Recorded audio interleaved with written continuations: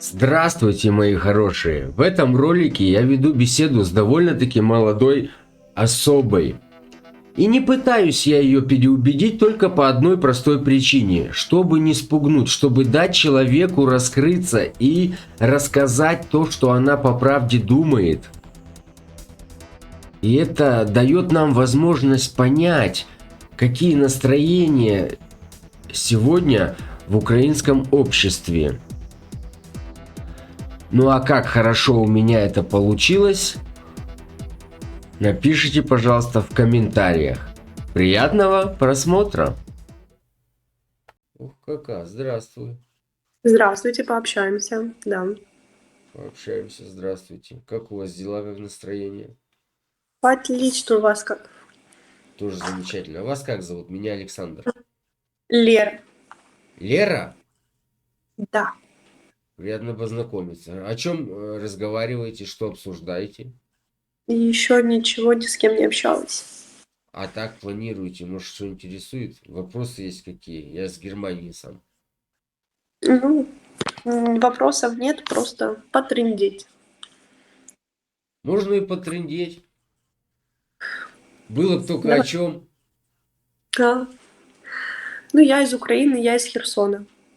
Знаю такое, слышал, конечно. Тем более Конечно. Украина последние 2-3 года это у любого человека на слуху. Да. Вот.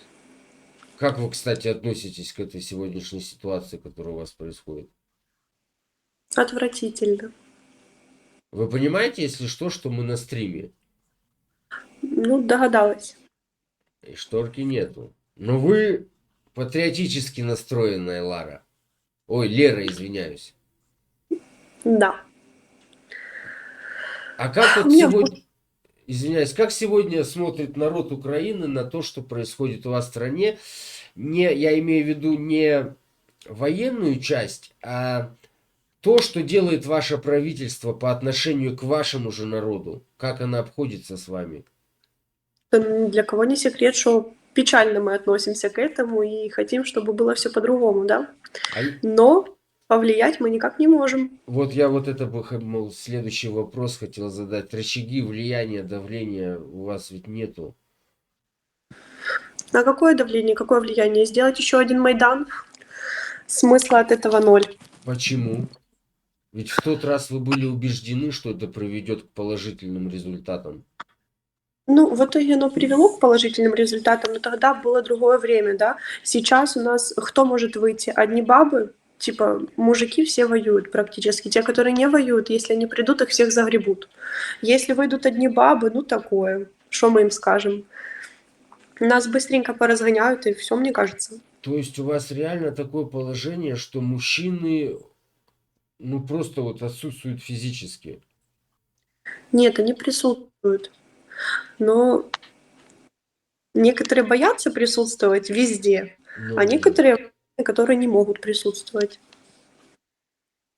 печально, конечно. Я Ну, бы не сказала, что это печально. Типа, те, которые боятся, либо могли бы найти деньги и выехать, либо, ну, вперед воевать, в чем проблема. ну, Мужики воюют, что, отличаешься чем-то?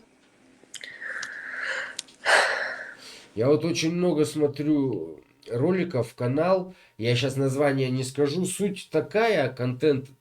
Людям, пацаны, мужчины с Украины, они переходят нелегально границу, вот в сторону Румынии, там через горы, через речки, делятся опытом, как это сделать.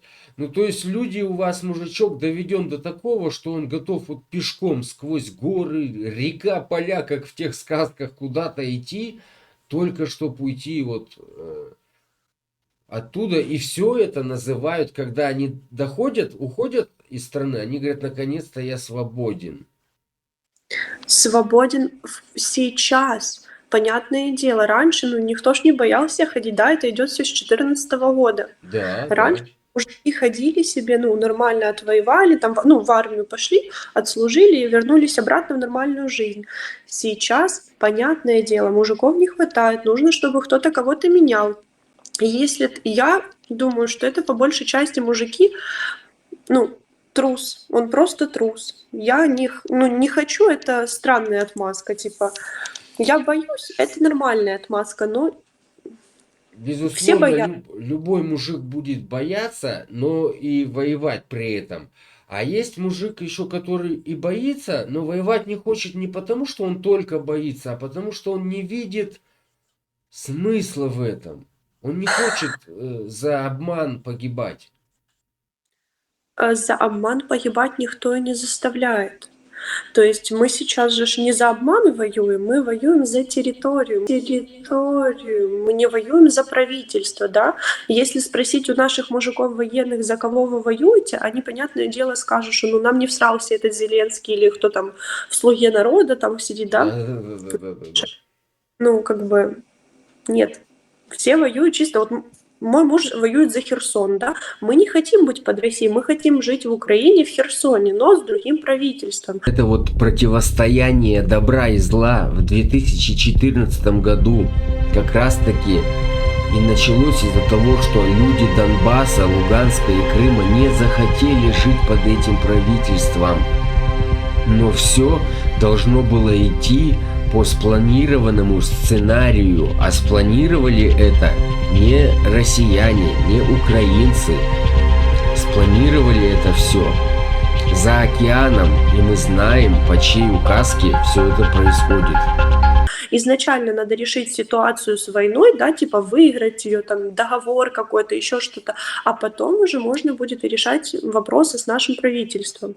В любом случае Зеленского не оставят, но когда это случится, никому не известно. А вы не находите вот то, что вы сейчас излагаете, то, что это Господи, боже мой, мышление Я сепаратиста? Это ведь то же самое, что было тогда в 14-м на Донбассе, на Луганске.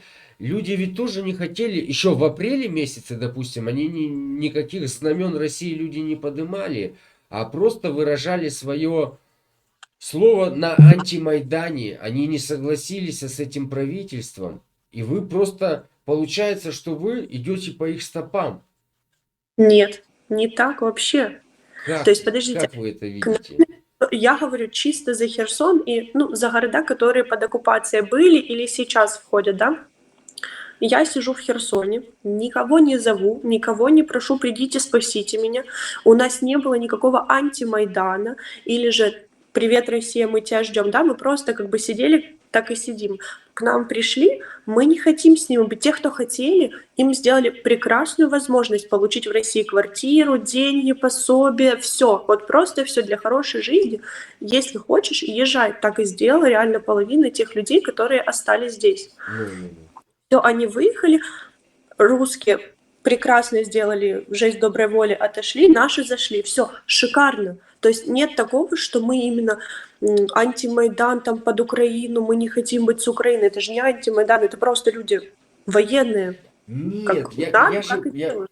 я же вам уточнил, что антимайдан, он не хотел быть с Россией, он просто был не согласен с переворотом в Киеве. А сейчас мы с чем не согласны? С чем вы, Я- с тем же правительством вы не согласны. Да, но мы же сейчас не за правительство воюем. Я же говорю, мы воюем за ну, Это реально за уже территорию. отсюда, да, это причинно-следственные, так сказать, связи к этому пришло. До этого Да, доведено. Но начало-то такое же. но вернуть-то время назад, договориться с Зеленским, чтобы он подписал договора, и вообще это всего не продолжалось и не начиналось, мы не можем. И Правильно. сейчас, чтобы не отдать обратно Херсон, мальчики хотя бы держат оборону, не прорывая, да, у нас не получается прорываться дальше. Мальчики просто держат оборону Херсона, и как бы тем самым не давая и не туда, и не сюда, да, то есть мы и дальше не идем, и русских сюда не запускаем, но решать что-то с правительством тоже не можем. То есть мы все, мы на стопе стоим. А как вы видите выход из такой ситуации? Быстренько идти на переговоры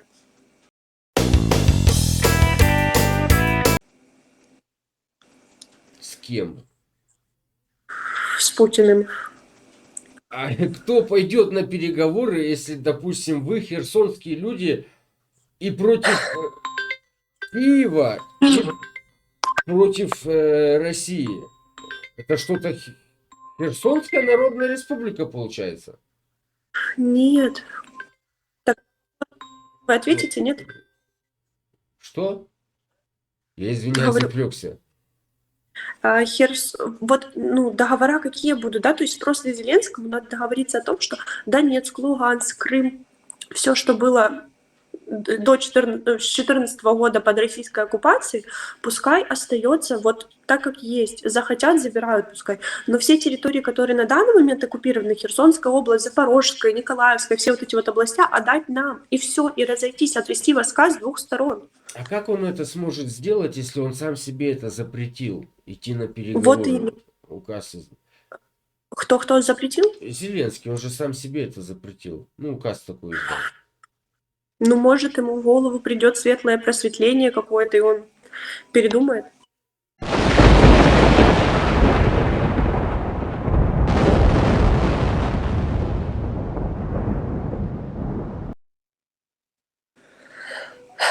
Ну да, странно это все, конечно. Так а по-другому никак не получится.